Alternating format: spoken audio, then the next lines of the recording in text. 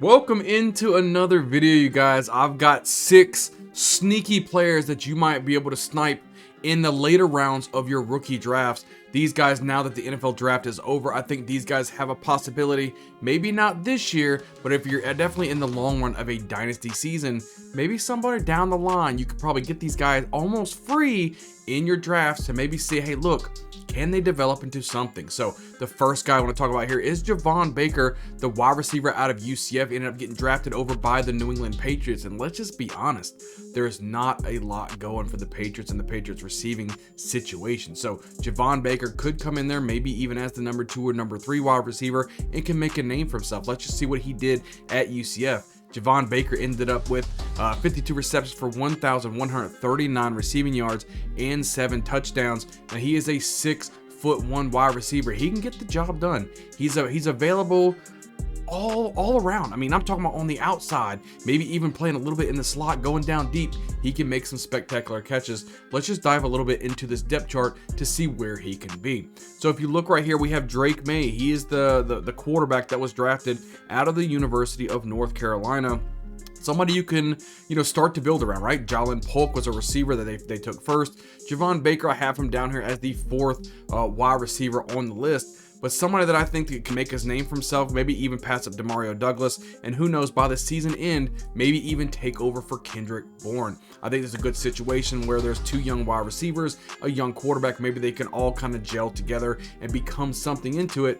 And you never know, Javon Baker, a lot of people are paying really high for Jalen Polk, maybe a 2nd round in the rookie draft. Now at the back end of the 3rd round, you might be able to get Javon Baker, and I actually prefer Javon Baker over Jalen Polk. So the other guy I want to talk about here today is going for the Jets. It's going to be Jordan Travis, that quarterback out of Florida State. We all know Aaron Rodgers isn't going to last too long.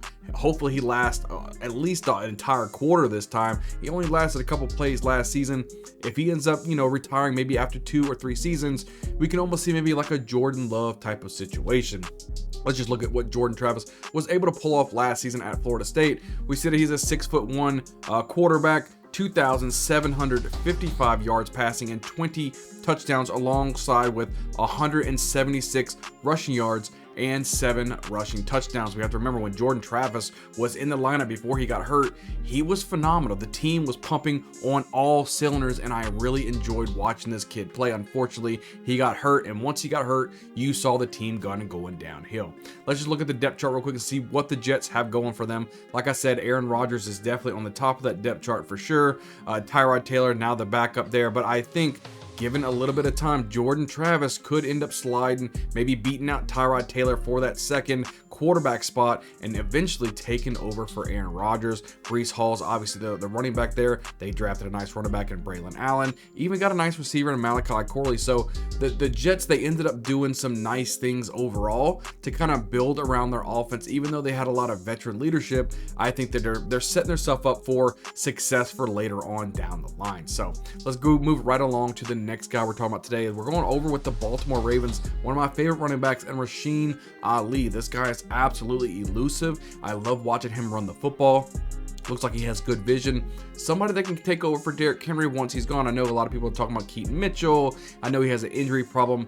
There's a good chance Rashaan Ali could even be the 2nd back if Mitchell isn't ready to go week 1. So Rashaan Ali, giving him some opportunities, I think he can make a name for himself. He's literally going to the end of the 4th round or even undrafted in a lot of leagues. I think Rashaan Ali would be a great opportunity for you. Let's just look at what he did last year with Marshall. We saw that Rashaan Ali, a 6-foot running back, ran for 1,135 rushing yards and 15 touchdowns, along with 213 receiving yards and a receiving touchdown on top of that. What you're looking for in these things is not necessarily always draft capital, but situations as well. And I think the situation that Rashaan Ali then found himself in behind Derrick Henry, look, we all know Derrick Henry's getting a little bit older. He's got a lot of wear and tear on that body. You never know when the last carry for Henry's going to happen and when the first carry for Ali is going to happen. I like to put my money on Ali. I really like this guy. I think he could be really, really key for you. Let's go ahead and look at the depth chart for the Ravens. We see here Lamar Jackson, obviously the quarterback, Derrick Henry, and Keaton Mitchell, like I was saying. I even probably have Justice Hill as the third running back there, but I think Rashaan Ali can beat out Justice Hill, and I think he can beat out Keaton Mitchell for that second down role behind Derrick Henry if given the opportunity. I just really like this guy in the entire footwork. He can catch the football. He can do a lot of different things. He got to clean up a little bit of this fumbling problem, but other than that, I think he could be a spot up type of guy for you. Go grab Rashaan Ali if you have an open spot in your dynasty and he's sitting there on your undrafted free agent list, or if you can grab him with the first round or the last round of your drafts, I think that would be huge. Another guy here, probably a little bit of a sleeper here, a little bit of a long shot, but I'm going with the Raiders here. I'm going with Dylan Lowby, the running back. I think, look, there's a situation going on right now that's just not really the best, right, as far as the running back goes. We have Zamir White as a starter. You know, you've got Alexander Madison who came in. Dylan Lowby is a pass catching guru. This dude catches everything thrown to him. I love watching the film. Let's just see what he did last season. Dylan Lowby from New Hampshire is a 5'10 running back, 715 rushing yards and 9 rushing touchdowns. Ended up with 699 receiving yards alongside that 7 receiving touchdowns. Dylan Lowby could be utilized definitely on third down rolls. I think given into a negative game script for what we assume the Raiders will be in quite a bit, Dylan Lowby can become some type of asset for your fantasy roster. And if he really starts to show out, there's nothing really ahead of him. Yeah, you have Zamir White and Alexander Madison, but they're not really, go-to type of guys. If Dylan Lowby shows out, which I think he can, that could be a huge sleeper and dark horse for your fantasy team. Let's just look at the Raiders and what they have going on here. Even looking at the quarterback position, Gardner Minshew, Aiden O'Connell, who's going to start there, we're not sure. Like I was mentioning earlier, see the Zamir White and Alexander Madison. I even have Amir Abdullah, but I think Dylan Lowby is like an Amir Abdullah type of back there, so he can easily take over for Amir Abdullah, and we'll kind of see how it goes from that. And we also seen definitely the tight end Brock Bowers, the big guy that was drafted up there. He should take a lot of opportunities, between him and Devontae Adams for that offense. So let's go over with the second to last guy we're talking about here. I'm going to talk about Brendan Rice, right? This guy, he kind of fell in the NFL draft, right? I mean, all the way at the end of the draft.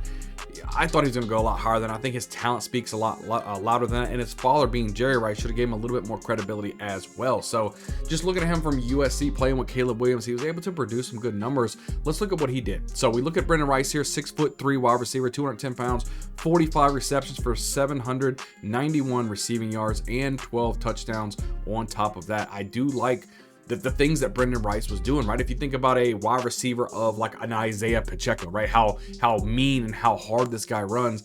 I like what Brendan Rice can bring to the table, and I think he could be a sleeper pick as well. Let's just look at this putrid Chargers offense real quick. So we still have Justin Herbert, really the only last man standing, if you will. J.K. Dobbins, Gus Edwards, Isaiah Spiller, and the rookie out of Troy, Kamani Vidal right there. Who knows what's going to happen out of that running back situation. J.K. Dobbins will probably not stay healthy yet again. Gus Edwards should be the starter there. But wide receivers, Quentin Johnson, Joshua Palmer, right? Ladd McConkey, the high guy that they drafted here. Brendan Rice right here. I put him at 4th right here, but I can easily see him going at least up to 3rd. And then Cornelius Johnson out of Michigan, that wide receiver over there as well. So it's wide open, right, for Brendan Rice. I don't care that he was drafted so late. I know Cornelius was an undrafted free agent, things like that, but I think Brendan Rice has the potential of breaking into the starting at least 3 wide receiver stats early on in his rookie year. And if he can show out and kind of provide a little bit of what his father was doing, I think that could be something really, really exciting to watch. And he's almost free in most drafts. Sometimes I see him going at the back of the 3rd round, maybe into the 4th round. He's pretty much free. Go grab this guy. I think he can be a good asset for your team. And the last guy I want to go over this time, we're talking about Darian Hawker, the undrafted free agent from the New Orleans Saints.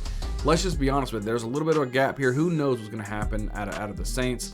There's not a lot ahead of this guy. He might be able to make a name for himself. We'll see what goes. But let's just see what he was able to do last season. We see that Hawker, a 6'5" tight end, had 64 receptions for 767 receiving yards and 6 touchdowns. Hawker is going into a situation to where they're not really, I would say, set at the tight end position. Let's just go right into the depth chart and I'll show you what I'm talking about here. So if we look at the tight end position, you got Juwan Johnson and Foster Moreau right here. You got Taysom Hill that sometimes is sliding into the tight end position, and you have Darian Hawker there as well. I think the Saints are built to win overall. I think their defense is very well. I think if they can find a consistent person, Juwan Johnson wasn't very consistent last season, right? Foster Moreau, is he going to be in the lineup? He had a little bit of injury problem. Taysom Hill, he plays a lot of the quarterback, a lot of that wildcat role. Could Darian Hawker come in here and show and produce with his hands? I think I liked what he did in college. I loved watching this film. He's somebody that you could probably draft. I know he was undrafted, but he could make a name for himself definitely in the training camp. So keep an eye on him. Maybe somebody, if you have an open roster spot, go ahead and grab Darian Hawker. Could help you out quite a bit. Guys, that was just 6 guys, really kind of sleeper type of sneaky picks that you can have for your rookie dynasty football drafts. Guys, hit the subscribe button. Really helps out. We're cruising right along to 1,000 subscribers. I appreciate all of you guys who stayed to this point of the video and continue watching the videos. It really helps me out, and ultimately it's going to help you out win a championship. I can't wait to see you guys on the next video. We'll see you guys next time.